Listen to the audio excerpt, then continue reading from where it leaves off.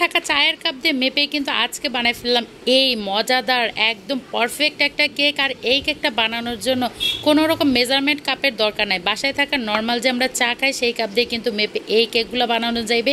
আর এই কেকটা দেখতেই পেতেছেন কতটা সুন্দর, সফট এবং একদম পারফেক্ট হয়েছে।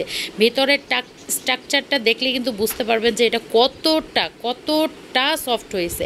আসসালামু আলাইকুম মোর বুবুরা, মুই চলে এসেছি তোমাকে বরিশাল লেব নতুন একখান জবরদস্ত রেসিপি লইয়া। তাই মোর গলার অবস্থা কিন্তু খুবই খারাপ, এইটা কিন্তু আপনারা সকলে ইগনোর করবেন আর মোর জন্য বেশি বেশি দোয়া করবেন। যাই হোক, একটা চায়ের কাপ মেপে কিন্তু 2টা ডিম নিয়ে নিছে, আর সেই সেম কাপেরই 1 কাপ চিনি দিয়ে দিলাম। এখন একটা হ্যান্ড বিটার দিয়ে সুন্দর মতো এটারে ফেটে নিতে হবে যতক্ষণ না পর্যন্ত চিনিটা একদম সুন্দর মতো গলে যায় আর ডিমটা এরকম একটু ফোমি হয়ে যায়। একদম ফোম তৈরি করতে হবে এমন কোনো কথা নেই, হালকা একটু ফোমি হইলেই হইবে আর চিনিটা গলে গেলেই হইবে। একই সেম কাপ দিয়ে কিন্তু 1 কাপ পরিমাণ তেল দিয়ে দিছিলাম, আর দিয়ে দিছিলাম 2 চা চামচ পরিমাণে ভ্যানিলা এসেন্স, যেটা স্কিপ হয়ে গেছে সেটা আবার হালকা একটু গুললে লইছি।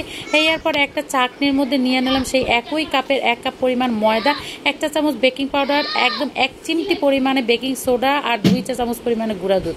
এখন এগুলোর খুব সুন্দর মতো চাইলে লইলাম।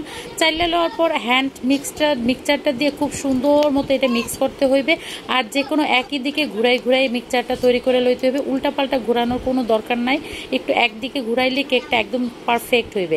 স্প্যাচুলা দিয়ে দেখলেন ঘনত্বটা কিন্তু একটু কম হয়েছে, মানে আরেকটু বেটারটা পাতলা হইবে। দিয়ে দিলাম 2 চা চামচ পরিমাণে লিকুইড দুধ, আর এই 2 চা চামচ পরিমাণ লিকুইড দুধ দেওয়ার পরে কিন্তু ব্যাটারটা একদম পারফেক্ট হয়ে গেছে।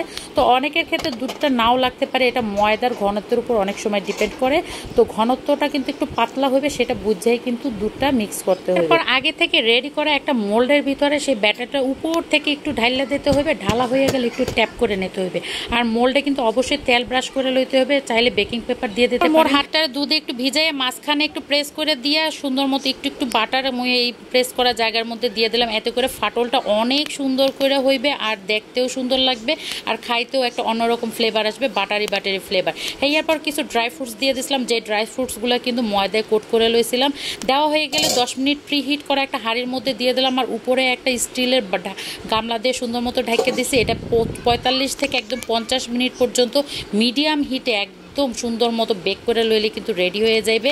আর এই কেকটা যে কতটা পারফেক্ট হয়েছে এটা কিন্তু আপনারা দেখেই বুঝতে পারতেছেন।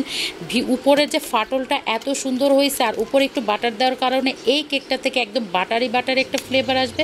তো আপনারা যদি বাটার না দিতে চান কোনো সমস্যা নাই, দুধের মধ্যে একটু হাতটা চুবাইয়ে মাঝখানে দিয়ে দিলেও কিন্তু সুন্দর ফাটল হইবে। আর ভিতরে টেক্সচারটা তো কেকে দেখতেই পাইছেন যে কতটা পারফেক্ট হয়েছে। কেক বানানোর জন্য মেজারমেন্ট কাপ নিয়ে ঝামেলা করার কোনো দরকার নাই। তোর মবুবু দাদুরার রেসিপিটা যদি ভালো লাগে লাইক কমেন্ট শেয়ার দিতে ভুলবেন না। সব ভালো থাকবেন, আমার জন্য দোয়া করবেন। ধন্যবাদ।